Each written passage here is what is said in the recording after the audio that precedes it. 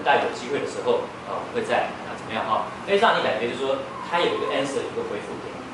好，那当然这一家他有请他过来约，好，那但是他并没有想要录用他，那他为什么再约他来？跟他请他来公司跟他面谈一下，那就是他跟他讲一段话，他说。你所有的资历，还有你的这个学经历，都非常符合我们这个职缺的需要的，非常优秀的顶尖的。但是我要告诉你，为什么不能采用？因为你曾经在您求学的某年某月某日啊，那么在经过那个铁路这个售票的时候，这个站牌，因为他们欧美很多啊，他们那个售票啊。是不需要说，比如说我们现在捷运要刷嘛，刷过去它那个栅栏才会开。但是尤其像德国那个地方哈，它那个是不用栅栏，它完全就是信用，就是说你就走过去，但是你还是要逼就对了啊，你不逼他也不会给你决定，但是它这里面会有一个资料，会把你记录下来，记录下来就是你逃票，啊逃票，然后他就说，因为你曾经有这样的记录，所以我们公司没有办法在这一点上去录用，啊，那这对于他来讲，当然是一个当面的一个机会教育，啊，那所以这个故事呢，到这边就是各位前辈大概懂他的意思，就是说啊，对于小朋友这个品德教育啊，那可能要重于他本身的这个学职能的教育，这个要更要来个加强，啊，这是或许在这当中他整理出来的，好，那接下来我们要怎么帮助小朋友来在他成长过程当中不断的提升，不断的这个成长啊。成长凭借从3个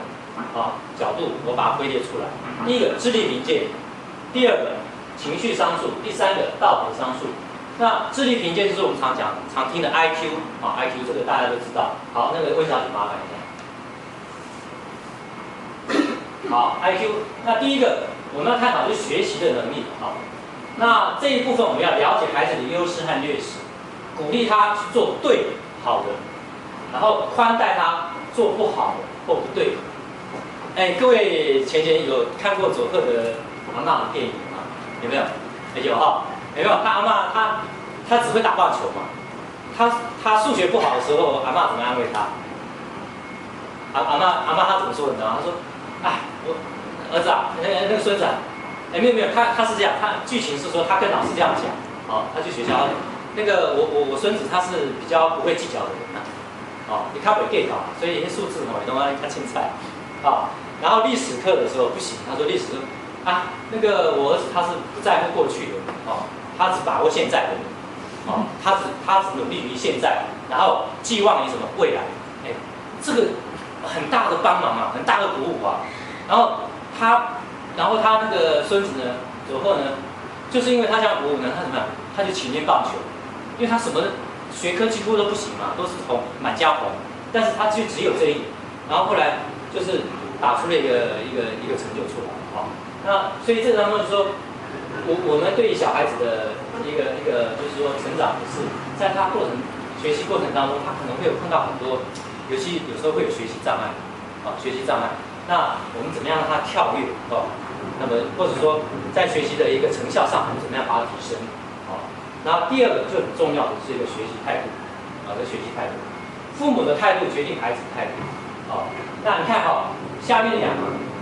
这题你不是练好几遍，笨拙然后看说你不笨，是这题得练好几遍字都没有变，但是它的意思各位看看字都没有，都一样除非我有打错了看字都一样然后那个魏小姐，麻烦你点那个反对，我们来看看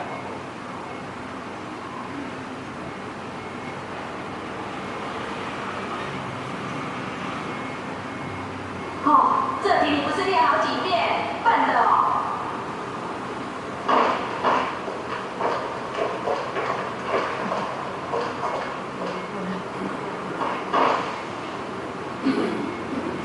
有没有？这完全不一样。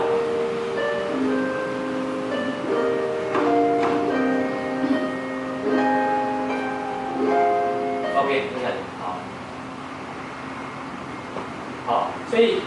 就是说你的我们长辈的一个态度啊，哈，那会影响到小朋友的学习的情绪，啊，那你如果说是用正向比较鼓励的，那他当然他就会朝这个方面，而且他会觉得说，我都已经打算我快要放弃了，如果你再给他浇盆冷水，那是不是那就算了，我就笨给你看，好，我懂我的懂，啊，但是如果说啊我很想放弃，我好累，但是你想想说父母这样子，啊我烤一次鸭蛋，那爸妈就要陪我做整个晚上的功课，啊，甚至整个礼拜、整夜，不是整个月这样，啊，我觉得我很对不起我爸妈，他会被我们的诚心感动，啊，他会被我们责任感动，好，好，那问一下那个拿仔，啊，学习态度哈，然后再来看另外一支哈，心态的转变，那个问一下麻烦那个比较那个滚下去。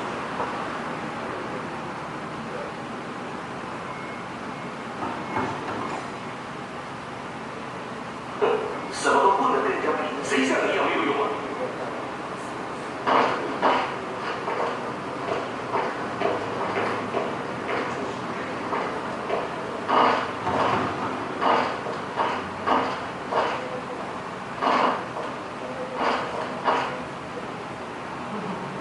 好，有没有？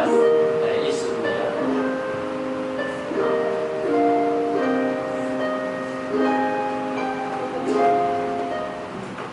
所以就是说，就是我们常常讲说，我们最大的敌人是自己。那其实就是说，我们要鼓励小孩子说，你跟你自己比，你跟你自己比啊。比如说，我现在可能我的能力只能考到70、80分，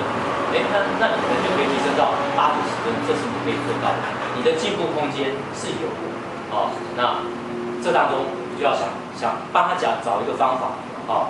就是第一个，我们可能要建立他这样的一个情绪；第二个，就是我们要帮他去找这个方法。怎么找方法？待会下面还有一个更精彩的影片，啊，各位请求我到时候提供给各位看。你会觉得说，他那个影片真的是不可能的任务，但是他做到了，哦，这个真的是很感佩的，哦。好，那好，再下来盲人转念，对，谢谢温小姐。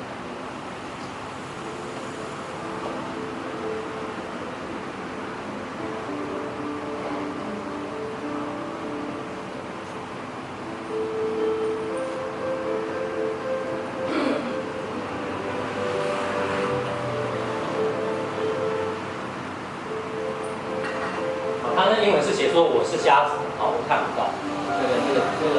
那个目前加上面。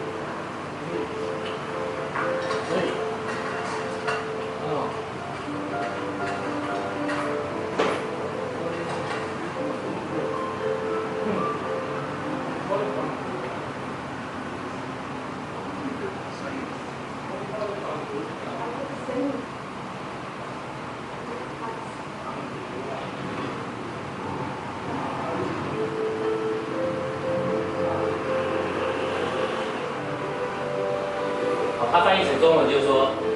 这是美丽的一天嘛，今天是美好的一天，而我却看不见，这个看不见是事实，但是我怎么去转念？我转念就是说，虽然看不见，但是因为我觉得这是美好的一天，就是意思说，外面世界是好的，虽然这是我个人的缺陷，但是我希望你能帮助我。他说，